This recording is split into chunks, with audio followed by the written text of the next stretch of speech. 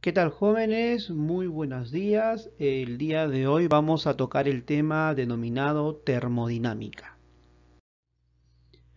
Termodinámica. La termodinámica es la ciencia que se encarga solamente del estudio de las transformaciones del calor en trabajo. Es decir, vamos a estudiar en este capítulo procesos termodinámicos en los cuales el calor se va a transformar en trabajo. Para poder comenzar con el estudio de la termodinámica, vamos a hacer una pequeña introducción de gases ideales, ya que en todos los procesos termodinámicos que vamos a estudiar están involucrados justamente los gases ideales. Llamados también gases perfectos, son aquellos en los cuales se tienen las siguientes consideraciones ideales. Sus moléculas tienen dimensiones despreciables. Sus moléculas no interaccionan entre sí. Esto indica que su energía potencial es despreciable. Los choques contra las paredes del recipiente que lo contienen son elásticos. Energía interna de un gas ideal. ¿Qué es una energía interna? Entendemos por energía interna como al conjunto de energías de las moléculas. Las moléculas dentro de un gas tienen movimiento de vibración, movimiento de traslación y movimiento de rotación. La suma de las energías debido a estos movimientos con la energía potencial que tienen las moléculas debido a la interacción entre ellas nos determina la energía interna del gas. Pero si el gas es ideal, se desprecia las interacciones de las moléculas. Como consecuencia, no tiene energía potencial, siendo la energía interna del gas debido principalmente a la traslación de sus moléculas. Si un determinado gas se calienta, las moléculas se mueven con mayor intensidad. Por lo tanto, habrá más energía interna. Esto nos advierte que a mayor temperatura, mayor será la energía interna de un gas. La energía interna de un gas depende exclusivamente de su temperatura. Esto es un dato muy importante, jóvenes, porque siempre en un gas ideal la energía interna va a depender de la temperatura. Si la temperatura del gas ideal cambia, entonces la energía interna también cambia. Pero si la temperatura de un gas ideal se mantiene constante, entonces la energía interna también se mantiene constante, por lo tanto no cambia. La variación de energía interna sería cero en ese caso. Muy bien, chicos, continuamos. Estado termodinámico. ¿Qué es un estado termodinámico? Un estado termodinámico, jóvenes, se determina por tres variables: presión, volumen y temperatura. Esas tres variables me determinan el estado termodinámico de un gas: presión, volumen y temperatura. Cuando un gas cambia, ya sea la temperatura, volumen o presión, automáticamente decimos que ha cambiado de estado termodinámico. Si los tres se mantienen constantes, entonces el sistema no ha cambiado de estado termodinámico. Pero si uno de ellos varía, el sistema cambia de estado termodinámico. Proceso termodinámico. Un proceso termodinámico se determina cuando un gas cambia de estado termodinámico. Podemos ver en la gráfica que el gas ha cambiado de un estado inicial a un estado final. Entonces, toda esta línea que ves aquí es un conjunto infinito de estados termodinámicos. A todo este conjunto infinito de estados termodinámicos se le llama procesos termodinámicos. Este es un proceso termodinámico. Vamos a hablar ahora sobre la primera ley de la termodinámica. La primera ley de la termodinámica no es nada más y nada menos que una aplicación de la conservación de la energía. La primera ley de la termodinámica relaciona el cambio de energía interna de un sistema con el trabajo efectuado por ese sistema y la energía calorífica transferida a ese sistema o desde él. Dependiendo de las condiciones, la transferencia de calor Q puede generar un cambio en la energía interna del sistema. Por ello, la primera ley de la termodinámica suele escribirse como calor igual al trabajo más la variación de la energía interna. Vuelvo a repetir, calor igual a trabajo más la variación de la energía interna. Para aplicar esta ecuación vamos a valernos de una regla de signos. Cuando el sistema recibe calor, cuando el sistema gana calor, entonces el calor es considerado positivo.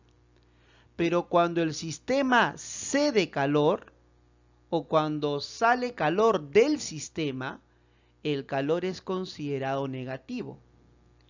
Cuando el sistema realiza trabajo, el trabajo es considerado positivo. Y cuando sobre el sistema se realiza trabajo, el trabajo es considerado negativo. Usualmente vamos a trabajar con gases ideales, como ya lo hemos mencionado. Y una observación es que cuando un gas se expande, el trabajo neto sobre el gas es positivo. Pero cuando un gas se contrae, o sea, disminuye su volumen, el trabajo neto sobre el gas es negativo. Ese es un detalle que nos va a servir cuando desarrollemos los problemas más adelante.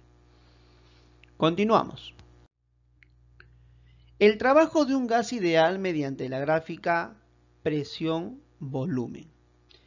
Cuando tengas una gráfica presión versus volumen y en la gráfica puedas visualizar el proceso termodinámico, el área bajo esa gráfica te va a determinar el trabajo que desarrolla el gas desde el estado inicial hasta el estado final. Ese es el trabajo neto que realiza el gas. Variación de la energía interna de un gas ideal. Como ya habíamos mencionado anteriormente, la energía interna de un gas ideal depende exclusivamente de la temperatura. Obviamente, la variación de la energía interna va a depender de la variación de la temperatura. Entonces, la variación de la energía interna se va a calcular mediante esta ecuación. Número de moles multiplicado por la capacidad calorífica molar a volumen constante y esto multiplicado por la variación de la temperatura.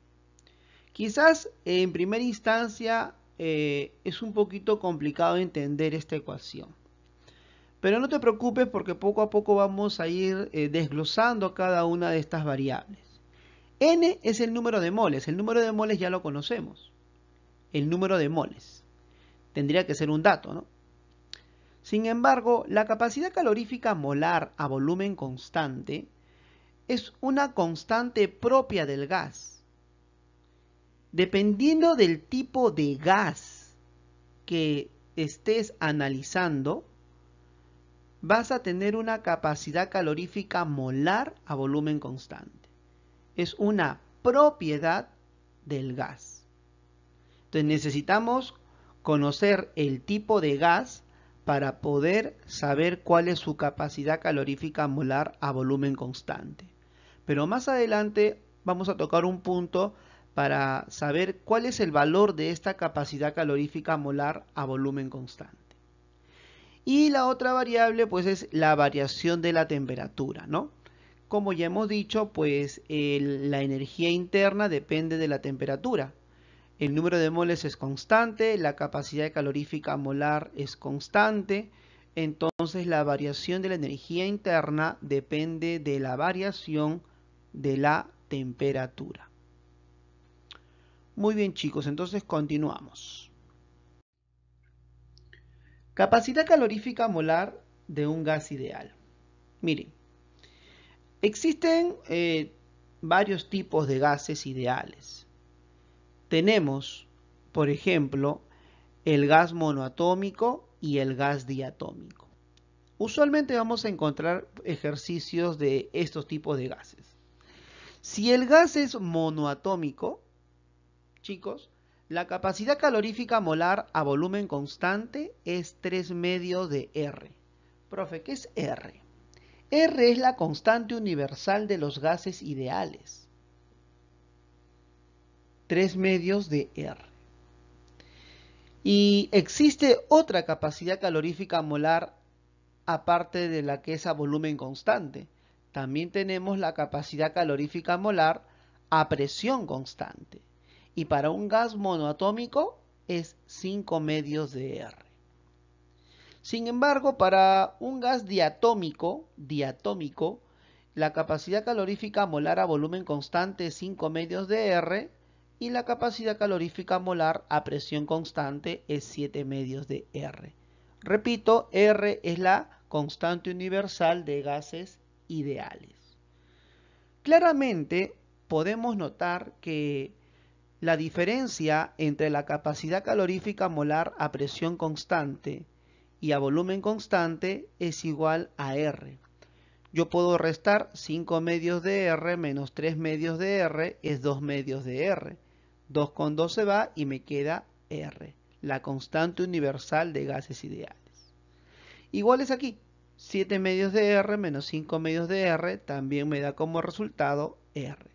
O sea, para cualquier tipo de gas ideal, siempre la diferencia entre la capacidad calorífica molar a presión constante y la capacidad calorífica molar a volumen constante será la constante universal de los gases ideales.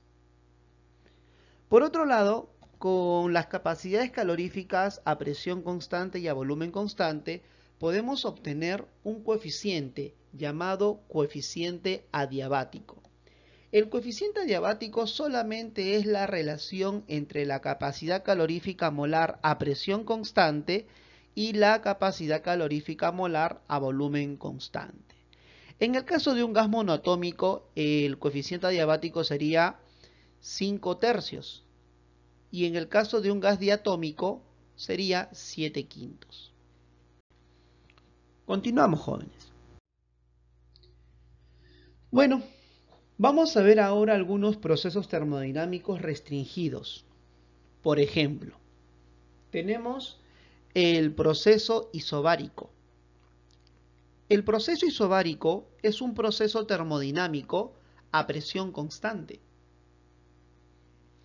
Si la presión es constante, entonces en este proceso el trabajo que desarrolla el gas entre un estado 1 hasta un estado 2 será el producto de la presión constante por la variación del volumen. Ese va a ser el trabajo que desarrolla el gas en un proceso isobárico. Y el calor que adquiere el sistema, lo vas a calcular como el producto de la capacidad calorífica molar a presión constante por el número de moles y por la variación de la temperatura. Ya sabemos que la variación de la energía interna siempre será el número de moles, la capacidad calorífica molar a volumen constante y por eso por la variación de la temperatura. En el caso de la variación de la energía interna es muy parecida a esta ecuación. Solo vas a cambiar el Cp por el Cv. O sea, en vez de colocar capacidad calorífica molar a presión constante, colocarás capacidad calorífica molar a volumen constante para poder hallar la variación de la energía interna. Profesor, no entiendo. O sea que la variación de la energía interna no depende del proceso. Claro, no depende del proceso. Por eso es que siempre usamos lo que es el Cv, la capacidad calorífica molar a volumen constante, porque no depende del proceso. Eso no quiere decir que el volumen se mantenga constante. Para el caso de la variación de la energía interna, claro está. Entonces, en cualquier proceso termodinámico, la variación de la energía interna la vas a poder calcular de la misma manera. Va a cambiar entre un proceso y otro el cómo se calcula el trabajo del gas o cómo se calcula el calor del gas. Pero cómo se calcula la variación de la energía interna es igual en todos los procesos. Vamos ahora con el proceso isotérmico. El proceso isotérmico es un proceso a temperatura constante. En este proceso tenemos una gráfica, a diferencia del caso anterior que era una recta, en este caso es una hipérbola. Es una hipérbola. En este proceso, pues, como la temperatura se mantiene constante, la energía interna también se mantiene constante. Entonces, la variación de la energía interna es cero. Claramente vemos aquí, ¿no? La variación de la energía interna es cero porque la temperatura es constante. Sin embargo, el trabajo que desarrolla el gas va a ser igual al producto de la presión por el volumen, por el logaritmo neperiano del volumen final entre el volumen inicial. Profesor, un momento, ¿qué presión voy a reemplazar aquí? ¿Y qué volumen voy a reemplazar aquí? Bueno, puedes reemplazar la presión y el volumen del estado 1 o la presión y el volumen del estado 2. Da lo mismo. Da lo mismo. Igual vas a obtener la misma respuesta. Y profesor, ¿y el calor? ¿Cómo es el calor en este proceso isotérmico? ¿Acaso existe una capacidad calorífica molar a temperatura constante? No, no existe esta capacidad calorífica molar. Solamente existe capacidad calorífica molar a volumen constante y a presión constante, mas no a temperatura constante. Entonces, profesor, ¿cómo voy a calcular el calor? Fácil, pues apliquemos la primera ley de la termodinámica. ¿Qué dice la primera ley de la termodinámica? Que el calor es igual al trabajo más la variación de la energía interna. Oye, pero la variación de la energía interna es cero. Entonces, ¿qué me quedaría? Que el calor es igual a ¿qué? Al trabajo. O sea que esta es la ecuación del trabajo, ¿cierto? Es la misma ecuación para el calor. Porque el calor y el trabajo son iguales en el proceso isotérmico. Continuamos. Ahora vamos a pasar al proceso isócoro. El proceso isócoro es un proceso a volumen constante. Quiere decir que el volumen no aumenta y no disminuye. Jóvenes, si el volumen no varía, entonces el sistema no realiza trabajo. El trabajo es cero. ¿Y cómo se calcula el calor en un proceso isócoro? Capacidad calorífica molar a volumen constante por el número de moles y por la variación de la temperatura. ¿Y cómo se calcula la variación de la energía interna? Sencillo, aplica la primera ley de la termodinámica. ¿Qué dice la primera ley de la termodinámica? Que el calor es igual a ¿qué? Al trabajo más la variación de la energía interna. Pero el trabajo es cero. ¿Qué quiere decir? Que el calor y la variación de la energía interna son iguales. Y aquí claramente está, ¿no? Entonces, si el calor es capacidad calorífica molar a volumen constante por el número de moles y por la variación de la temperatura, pues la energía interna también va a ser igual a todo esto. Y como ya había mencionado, pues la variación de la energía interna se calcula de igual manera en todos los procesos. Siempre para la variación de la energía interna se usa la capacidad calorífica molar a volumen constante. Pasemos al último proceso, al proceso adiabático. Un proceso adiabático es aquel en el cual el sistema no gana y tampoco pierde calor. O sea, calor cero. Entonces, si el calor es cero, aplicando la primera ley de la termodinámica, que manifiesta que el calor es igual al trabajo más la variación de la energía interna, entonces tendríamos pues que 0 es igual al trabajo más la variación de la energía interna. O sea, uno va a ser el negativo del otro. En este proceso termodinámico, vemos aquí claramente pues que la variación de la energía interna es el negativo del trabajo. Y el trabajo lo vas a calcular mediante esta ecuación. La presión 2 por el volumen 2 menos la presión 1 por el volumen 1 sobre 1 menos, ¿qué era esto? ¿Te acuerdas? Coeficiente adiabático. ¿Y de qué dependía este coeficiente adiabático?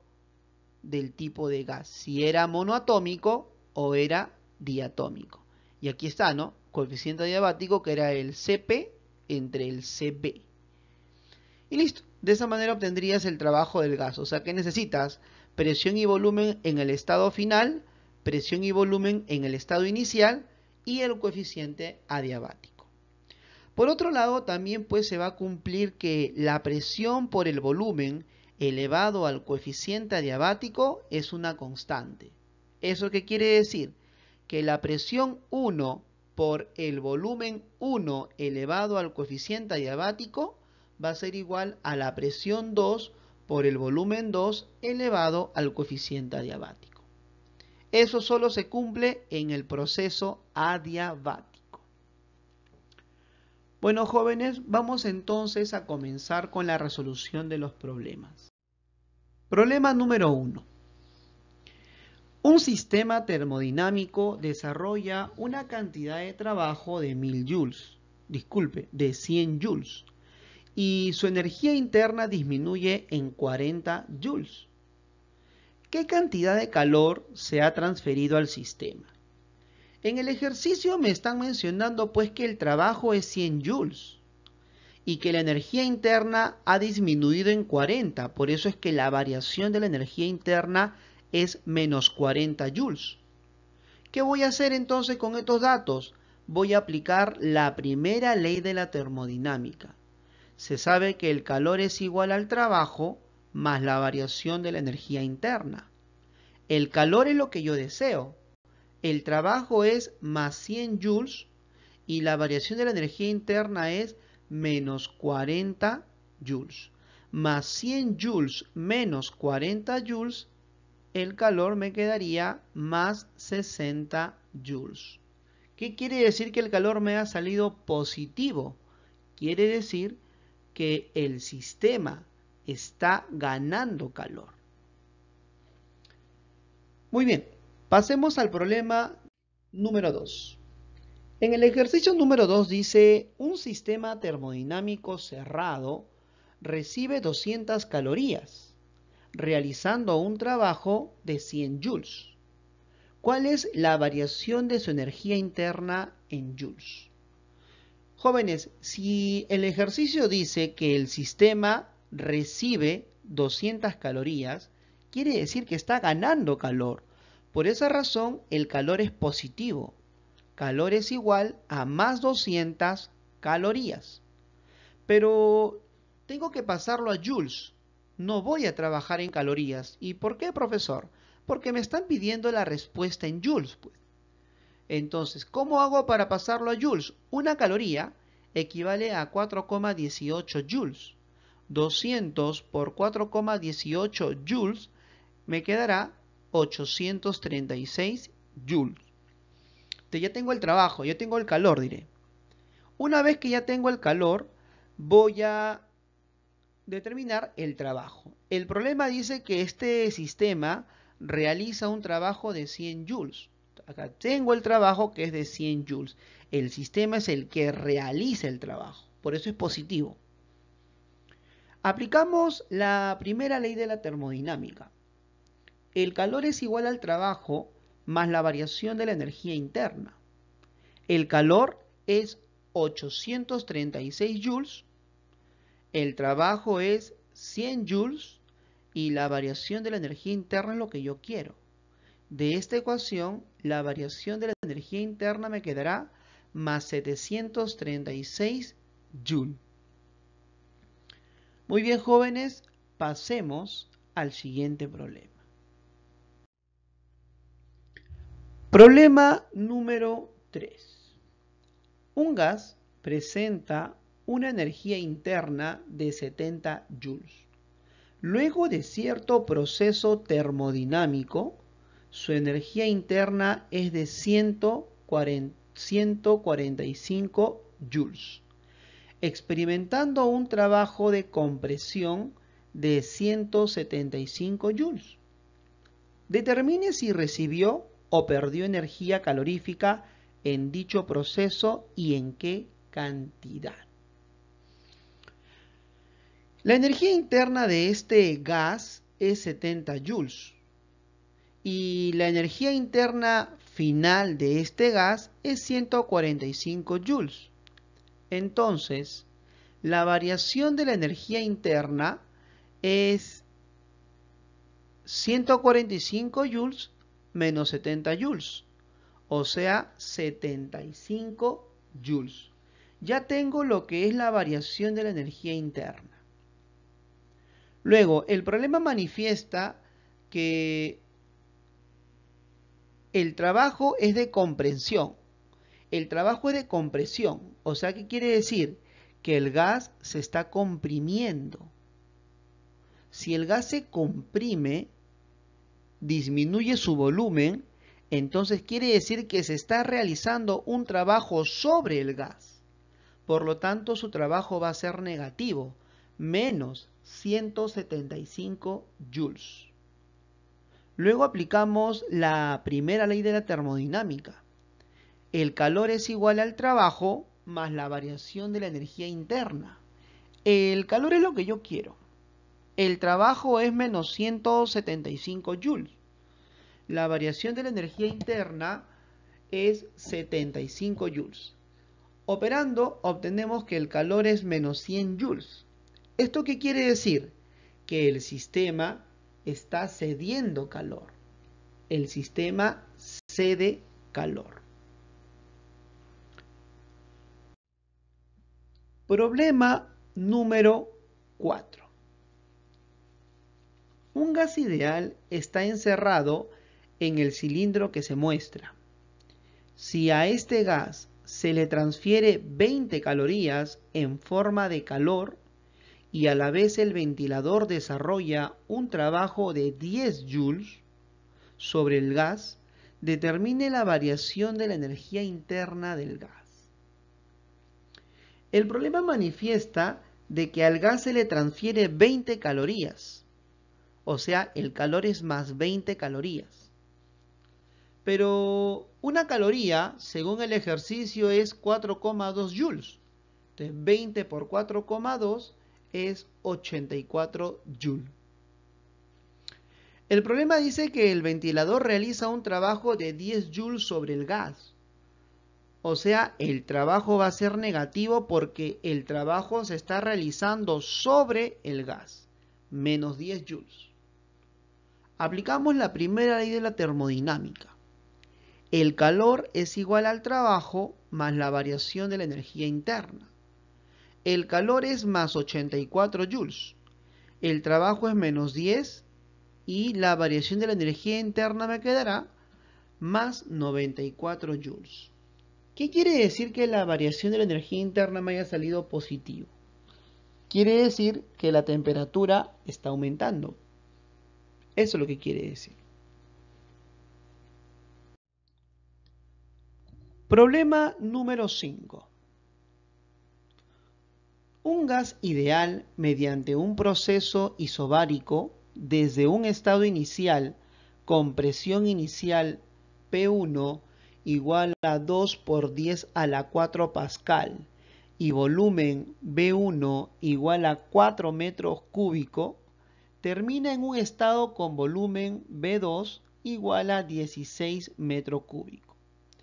Si recibe 200 kilojoules, determine la variación de su energía interna.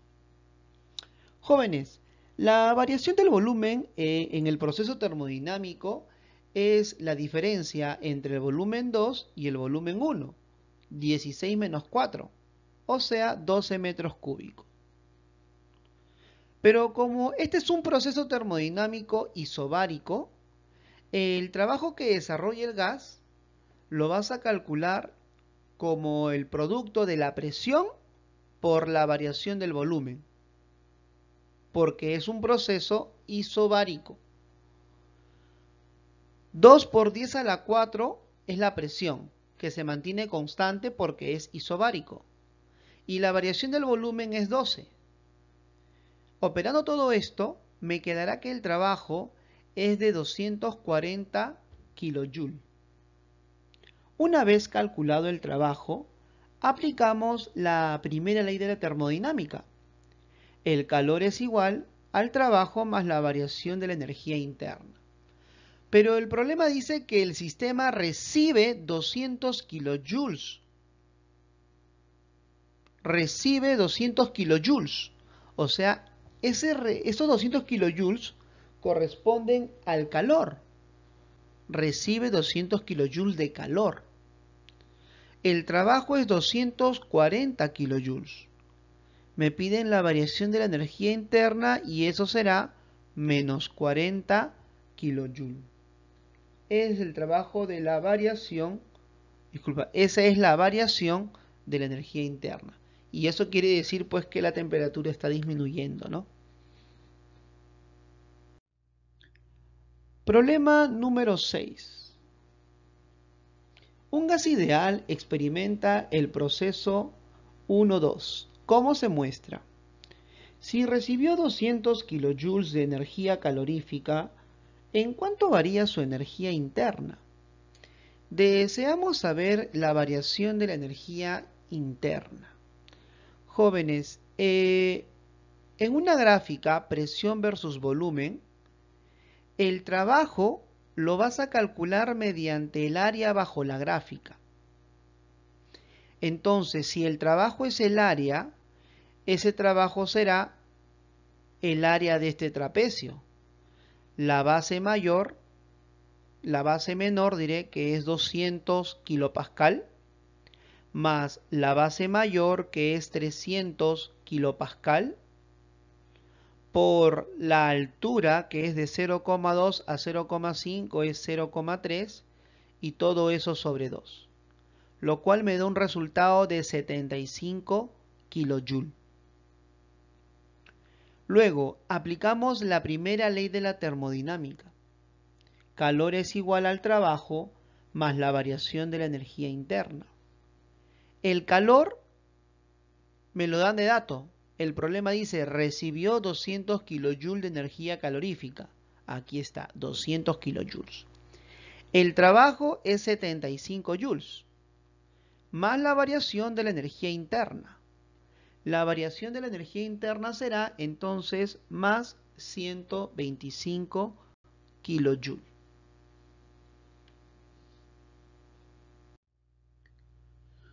Problema número 7. A un gas ideal se le suministra Q calorías de energía calorífica. Si la presión del gas varía tal como indica la gráfica adjunta, indique verdadero o falso. Vemos una gráfica presión versus volumen, y claramente podemos ver que el volumen se mantiene constante. Si el volumen se mantiene constante, es un proceso isócoro. La primera proposición dice, ¿el trabajo del gas de 1 a 2 es 0? Claro, pues es verdadero, porque el volumen se mantiene constante. Al mantenerse constante, el volumen no realiza trabajo el sistema. Eso es verdadero. Segunda proposición. En el estado 2, la temperatura es 273 grados Celsius. ¿Cómo saber la temperatura en el estado 2 si sabemos que la temperatura en el estado 1 es 27 grados Celsius? Eso lo vamos a saber con esta relación. Como el volumen es constante, se va a cumplir pues que la presión y la temperatura son directamente proporcionales. Presión 1 entre temperatura 1 igual a presión 2 entre temperatura 2. La presión en el estado 1 es 3 kilopascal. La temperatura en el estado 1 es 27 grados Celsius. Pero para poder aplicar esta relación, la temperatura tiene que ser reemplazada en Kelvin. Entonces, de grados Celsius a Kelvin, lo voy a pasar sumándole 273. Igual, la presión 2 es 4 kilopascal y la temperatura 2 es lo que yo quiero. Entonces, de esta ecuación, la temperatura 2 me queda 400 Kelvin, que yo lo deseo en grados Celsius. Para tenerlo en grados Celsius le voy a restar 273. Al restarle 273 me quedará 127 grados Celsius. Entonces la proposición es falsa porque dice 273 y no, me queda 127. Tercera proposición. La fuerza interna aumenta esa es la proposición.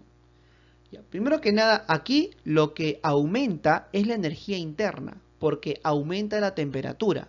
Fíjate, la temperatura 1 es 27 grados Celsius y la temperatura 2 es 127. Aumenta la temperatura, por lo tanto, aumenta la energía interna. No aumenta la fuerza interna. Esto no está definido, fuerza interna. Fuerza interna tiene otra definición que no tiene nada que ver con el gas ideal. Entonces es falso. Lo que aumenta es la energía interna. Problema número 8.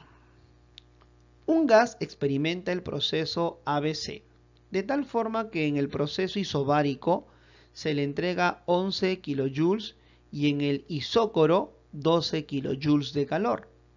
Si la energía interna en el estado inicial A es 2 kilojoules, determine la energía interna en el estado final C. Bueno, en el ejercicio manifiesta que en el proceso AB se le suministra 11 kilojoules de calor y en el proceso BC se le suministra 12 kilojoules de calor. O sea, en total, en todo el proceso ABC se le ha suministrado 23 kilojoules de calor. Por otro lado, el trabajo que desarrolla el gas en el tramo AB lo puedo calcular multiplicando la presión constante por la variación del volumen. 100 kilopascal por la variación del volumen, que es 40 por 10 a la menos 3. Sin embargo, el trabajo en el tramo BC vale 0. ¿Por qué? Porque es un proceso isócoro, el volumen se mantiene constante. De esa ecuación, el trabajo en el proceso ABC será de 4 kilojoules. Luego voy a aplicar la primera ley de la termodinámica. El calor es igual al trabajo más la variación de la energía interna. El calor es 23 kilojoules. El trabajo es 4 kilojoules. La variación de la energía interna es lo que quiero. De esta ecuación, la variación de la energía interna es 19 kilojoules. Una vez que hemos calculado la variación de la energía interna, vamos a calcular la energía interna en el punto C. La variación de la energía interna es la energía interna final, o sea, en el punto C, menos la energía interna inicial, o sea, en el punto A. 19 kilojoules es la variación de la energía interna. Y la energía interna en C es lo que voy a calcular, menos la energía interna en el punto A, que es 2 kilojoules. De esta ecuación, la energía interna en el punto C será de 21 kilojoules. Muy bien, pasemos al siguiente ejercicio, jóvenes. Problema número 9. Un sistema termodinámico con 5 moles de gas ideal desarrolla un proceso isotérmico a 400 Kelvin. Determine la cantidad de trabajo en kilojoule que realiza el sistema si triplicó su volumen. Considere que el logaritmo neperiano de 3 es igual a 1,1. Si me están diciendo que el sistema triplicó su volumen, entonces la relación entre el volumen final y volumen inicial es 3. Y como este es un proceso isotérmico, en todo proceso isotérmico el trabajo lo podemos calcular como el producto del número de moles por la constante universal de gases ideales, por la temperatura que es constante y por el logaritmo neperiano del volumen final entre el volumen inicial. Reemplazamos 5 moles, porque el problema lo dice. La constante universal de los gases ideales es 8,31 en el Sistema Internacional de Unidades. La temperatura es 400 Kelvin. Y esto multiplicado por el logaritmo neperiano de 3, que tiene un equivalente a 1,1.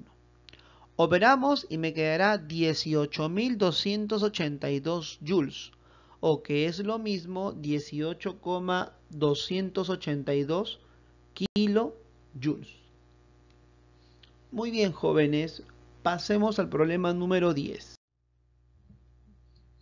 Con un gas ideal monoatómico, inicialmente a la presión P sub 0, se sigue un proceso termodinámico adiabático, donde el coeficiente adiabático es 5 tercios. Si el gas se expande a un volumen final que es 8 veces su volumen inicial, determine la presión final si durante el proceso se mantiene la misma cantidad de gas. El problema me manifiesta que el volumen final es 8 veces el volumen inicial. Entonces el volumen final entre el volumen inicial es 8. La presión inicial por el volumen inicial al coeficiente adiabático debe ser igual a la presión final por el volumen final al coeficiente adiabático. Recuerda que esta relación solo se cumple porque es un proceso adiabático. Por eso es que se cumple esta relación. Entonces, de esta ecuación voy a hacer lo siguiente. Esta presión final pasa a dividir, este volumen inicial pasa a dividir, y todo esto entre paréntesis elevado al coeficiente adiabático. Como ya tengo que la relación del volumen final e inicial es 8, sería entonces que presión inicial entre presión final es 8 a la 5 tercios. 8 a la 5 tercios es 32. Entonces, si yo despejo de esta ecuación la presión final, me quedará igual a la presión inicial entre 32. Entonces, la presión final es la presión inicial entre 32. Muy bien. Pasemos al problema número 11. Un cilindro contiene 2 moles de un gas ideal monoatómico. Si su temperatura aumenta de 27 grados Celsius hasta 127 grados Celsius, determine la variación de su energía interna. Jóvenes, si es un gas monoatómico, entonces la capacidad calorífica molar a volumen constante es 3/2 de R. Pero ya sabemos que R es la constante universal de los gases ideales. Entonces sería 3 por 8,31 entre 2.